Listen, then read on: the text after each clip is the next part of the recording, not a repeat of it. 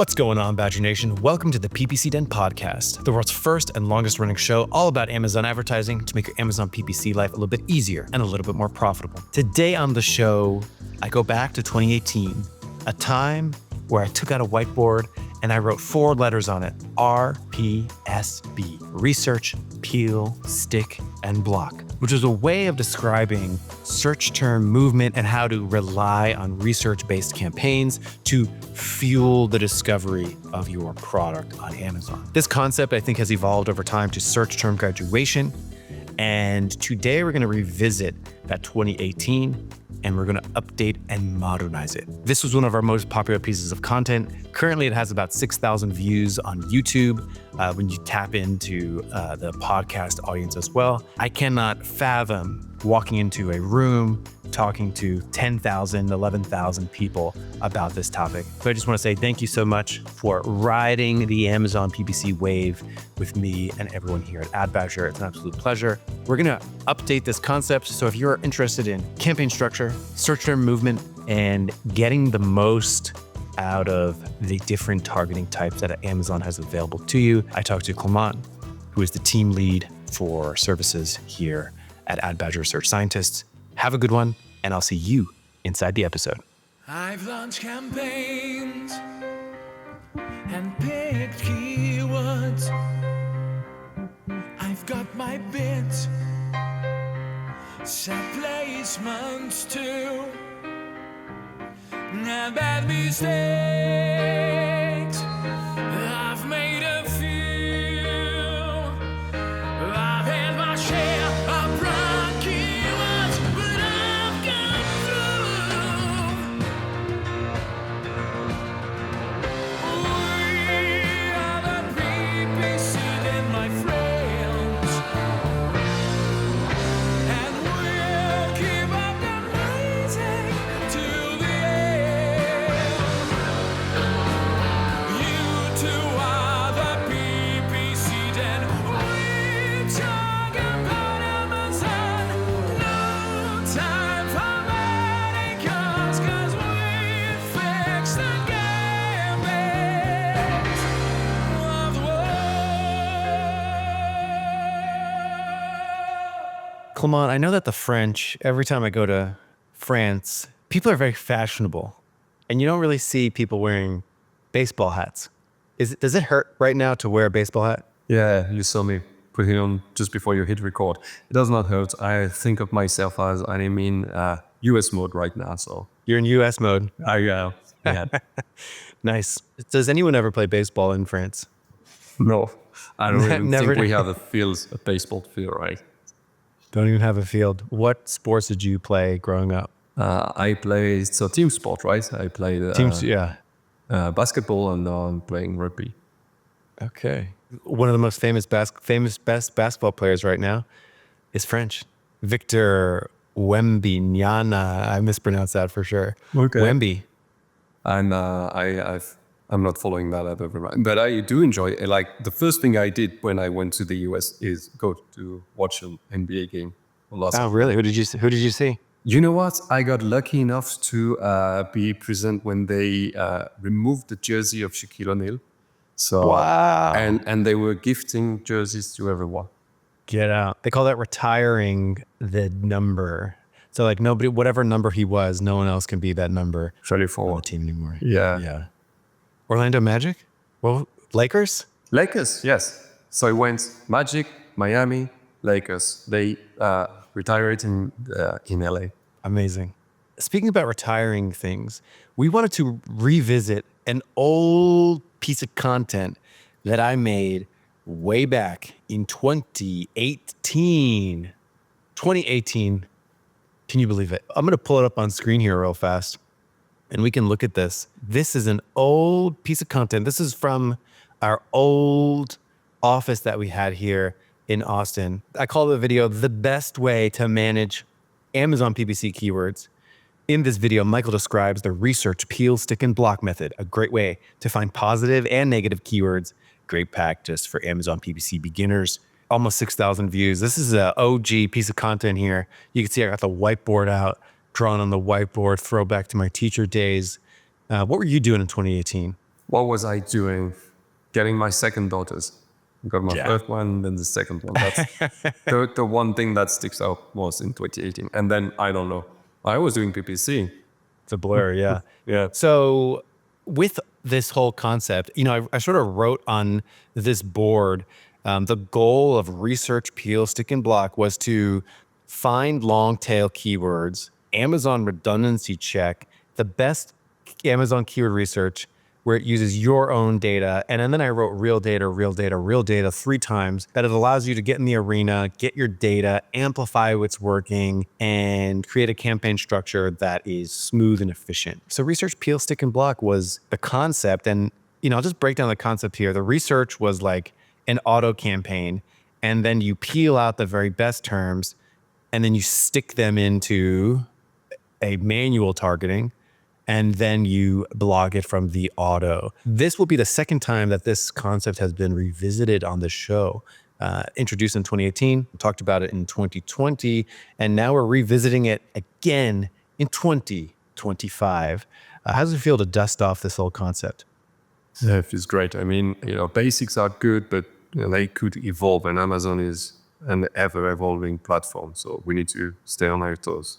Absolutely. And I also feel like I was just talking to someone, very large account, maybe like $200,000 a month in ad spend, was really in the game and then like left Amazon, PPC, and then came back. And he's like, what's similar? And I think it's like a really interesting concept to talk about that and I also think even today in 2025, campaign structure, I consider campaign structure, I have this concept. There are things in any topic, you have chocolate and you have vegetables. And the chocolate is something that's like really sweet.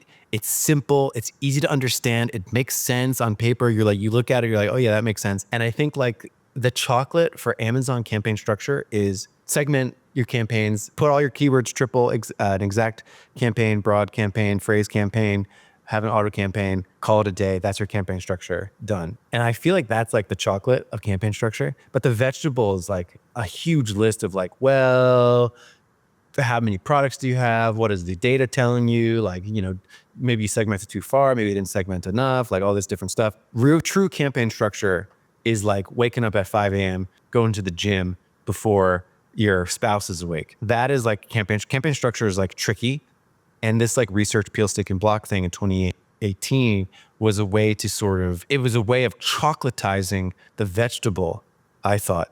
A way of taking something that's really tricky and trying to make it simple with a 4-word acronym, research, peel, stick, and block. And we're going to bring this up today, dissect it, and see if it's still a valid method in 2025. Let's break down the general concept here, and then let's talk about, is it still a valid method? So would you like to take the mic and sort of explain the general concept? So in 2018, we had auto campaigns that had no targeting group. So it was just, you were bidding blindly into the vast ocean of Amazon search terms, ASIN, whatever. And then you would just pick what's conversing.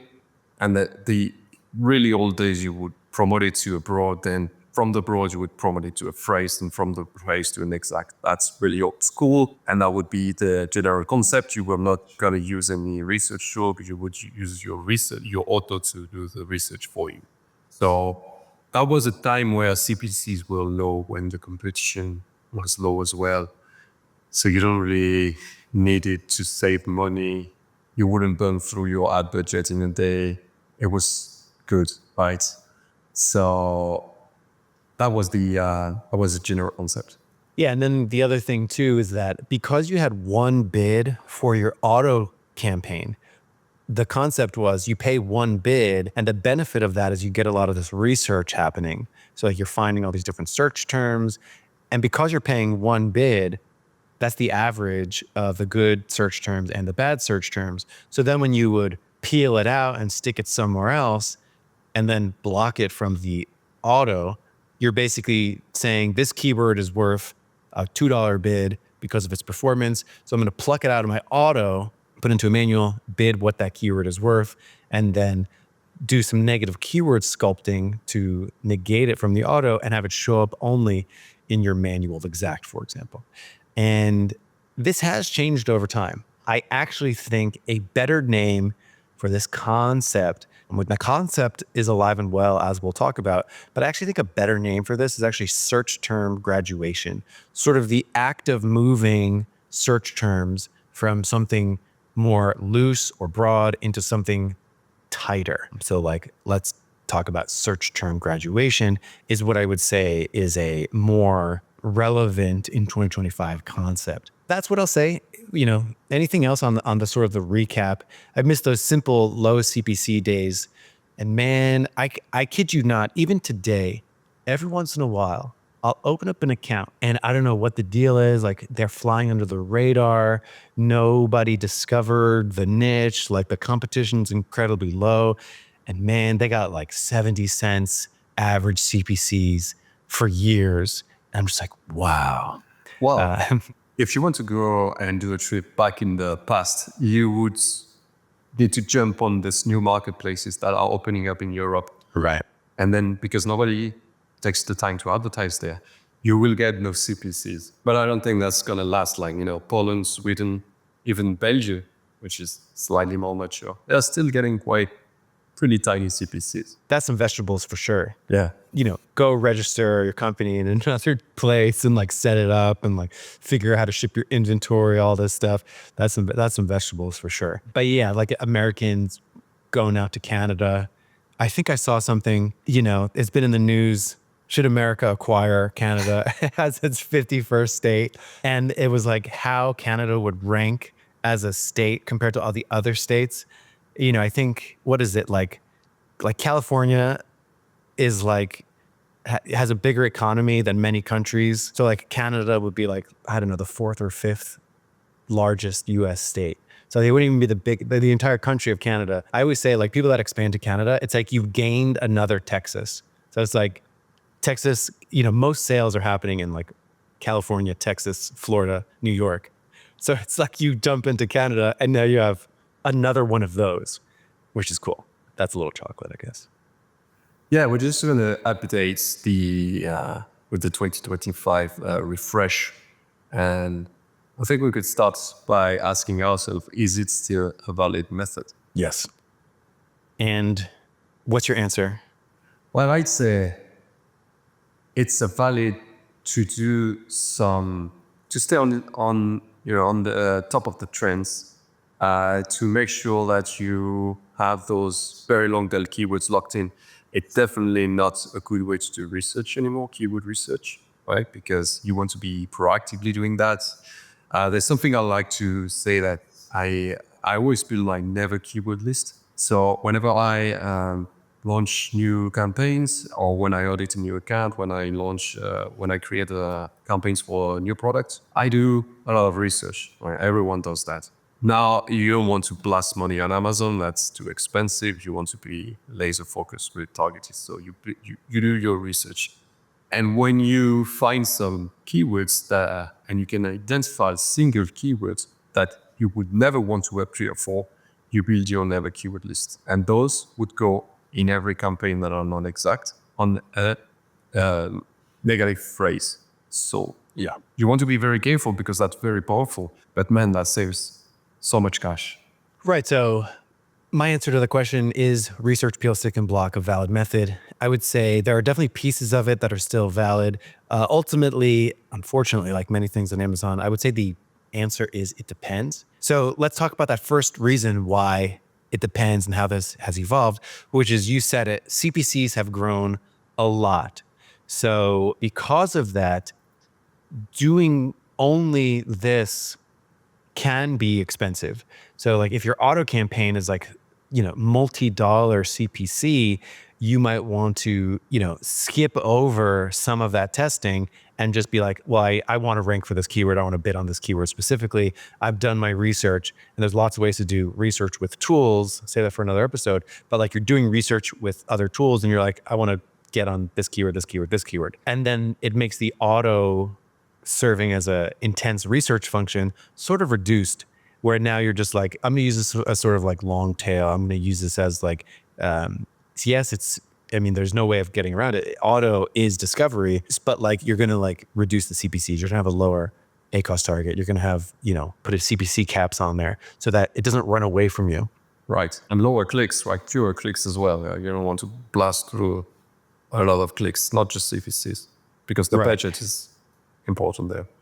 Exactly. So that's one consideration that has changed over time, where it's just like in 2018, it's like, you can afford to crank that auto really hard, open to everything, really see everything that's out there, have it really be this loose method that you are yearning for because you get so much data so fast. I remember very commonly in like 2018, 2017, it's like, like people would get weeks, months of data in like 2 days because it's just like auto campaign cranked up. You get so much data, and now it's a little bit more reserved. So that's like one modification to the research peel, stick, and block method. The other thing too that has changed over time is because CPCs are more expensive, you want to be very careful doing this with newer products and products Amazon doesn't understand yet.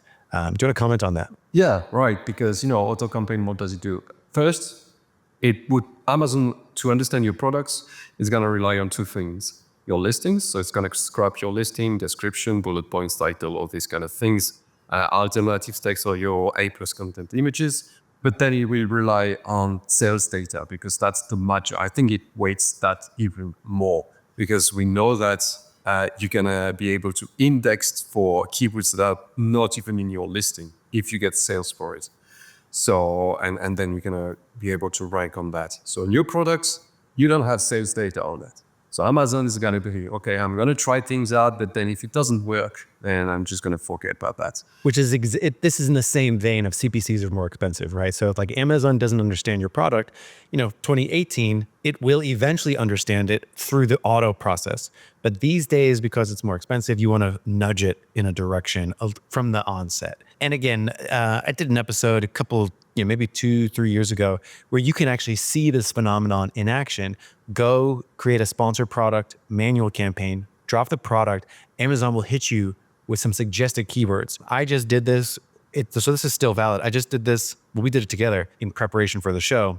Click create new sponsored product campaign, punch your product in. It will suggest keywords. The biggest, highest volume keyword was completely irrelevant. Yeah. The second one was like semi-relevant. Average, yeah. Right. Not something I would want to like spend a lot of money on. And that's the concept that has really evolved here. So in the past, I would look at that like very generic keyword that's like, not totally relevant. Maybe I'm in the arena, but it's like not exactly my product. In the past, I would have said, hey, auto campaign's only going to cost 50 cents a click. Let it ride. Today, we're being a lot more diligent there. Yeah. And of course, today, actually, I can't believe it wasn't really mentioned in 2018. And that is, you mentioned it as well, proactive negative keyword research in the auto from the onset. So I hope no one walks away from this episode with us saying that auto campaigns are bad and don't run them. We're just doing extra stuff to ensure we're getting good results from an auto. And you mentioned it, do this proactive negative keyword research. Talked a lot about on the show, which is basically don't wait for search term data to roll in to begin doing negatives. Be proactive about it. See, I love proactive negative keyword research. I feel like it's such a life hack. I feel like negative keywords are one of the most underrated Amazon PPC optimization techniques.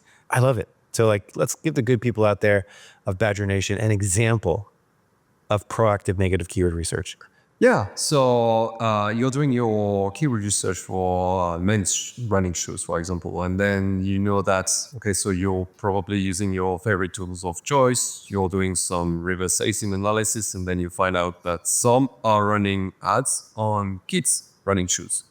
While kids' running shoes is probably not a great keyword for men's running shoes. So in that example, kid would be a keyword that you would add as a negative phrase because whatever happens, you never want to show your adult size shoes for someone who is shopping for kids' shoes. Exactly.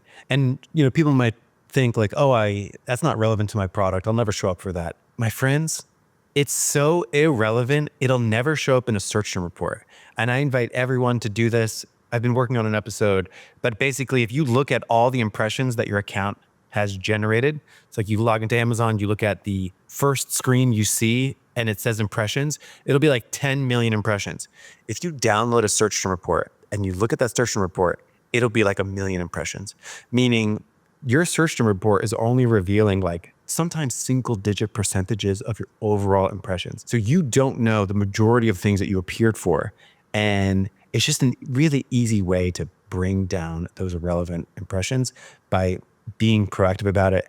I have found that Amazon loves that. I have done a lot of research into really high-performing campaigns, and they have a negative keyword multiple, meaning compared to their positive targets, how many negative targets, so positive keywords versus negative keywords, and sometimes they'll have like 20 times more negatives than they do positives. So sculpting is so important these days, even today. Yeah, because your search term report will only show a search term for which you got clicks on. Exactly. Right? So those would be it. And one thing I want to add, because I know that you love that tool, the Ngram analysis, which you do your 1 gram and then you can pretty much it's going to be in your face the single keyword that you want to add to your never keyword list. So that is not proactive. That it's after you run your campaigns, but it's really easy to just have that time here when you're looking for goals that would borrow some golden nuggets. I think Ngram analysis semi-proactive because you're finding it before it gets so many clicks. That's good. Yeah. Another way that RPSB has evolved is that Amazon now has manual product category targeting, which is a way to, focus on ASIN targeting. So you're targeting products, which is cool. And it also allows you to easily refine from the get-go. Yeah. Yeah. So you can punch in a category and brands and star ratings and pricing super fast. And it's sort of sculpting your auto product targeting in quotes. It's sort of sculpting your product exploration right from the onset. So it can be a little bit more effective at helping you achieve your goals, which is finding products to appear on that I will convert well on. It sort of steps over the auto step and sort of gets you right in the pocket of products that you can go toe to toe with and potentially nab some sales. Yeah, it's like a refined substitute that will help you stay on the trend of new products coming in. You cannot really do that every week just to get the new ones, add them to your manual campaign. Just rely on the category targeting.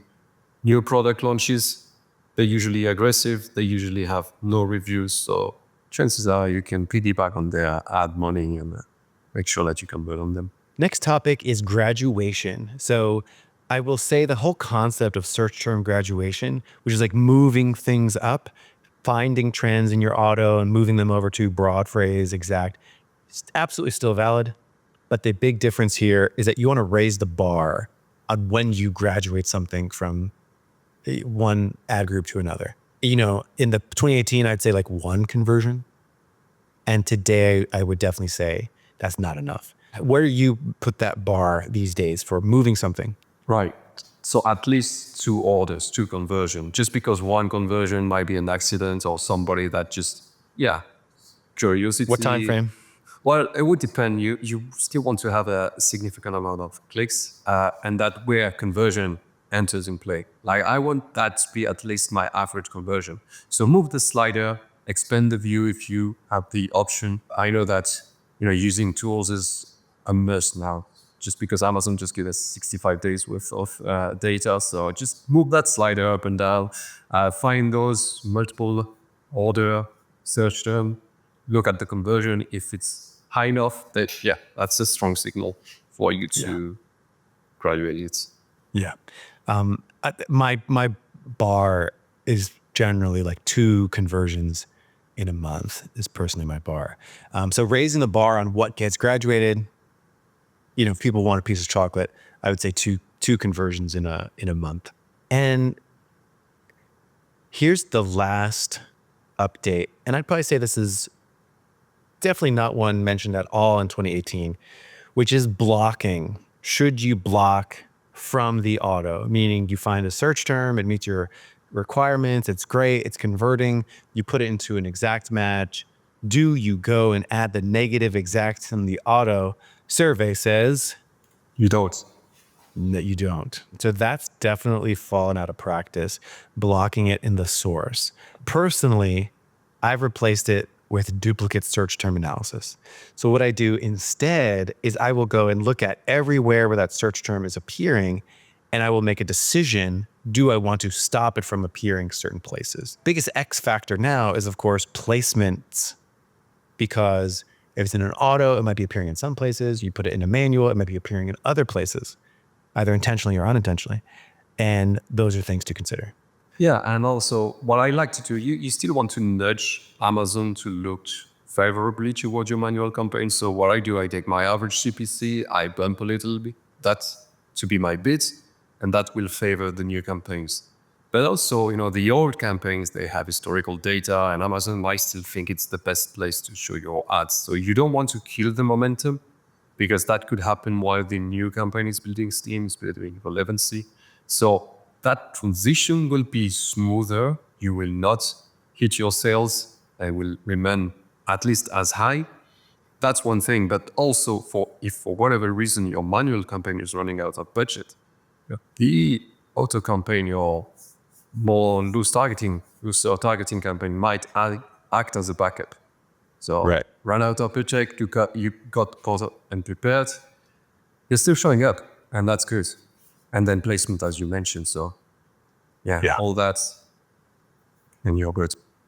Yeah, so the verdict of RPSB, research, peel, stick, and block, I would say could be modernized by just simply understanding the concept of search term graduation, which is look at your search term report, find things that are behaving well, and then graduate them. You don't need to go through the blocking process. So it's a way for you to, expand your reach on well-converting keywords. So yes, there are still pieces of RPSB that are absolutely still valid today. The biggest differences are, of course, CPCs have grown quite a bit. You have additional targeting options, which might help you skip a few steps. And of course, duplicate search term analysis, it was not popular at all in 2018, I think is much more meaningful today, combined with placement settings. And grammar analysis as well, and the importance of conversion as a Yes. defining factor for your success. Alrighty. I love this topic. Love campaign structure. Love search term movement. Love search term analysis. Thank you so much, Clément, for coming Thanks, on Mike. the show. Have a good Yeah. one, everyone. I'll see you next week here on the PPC Den Podcast.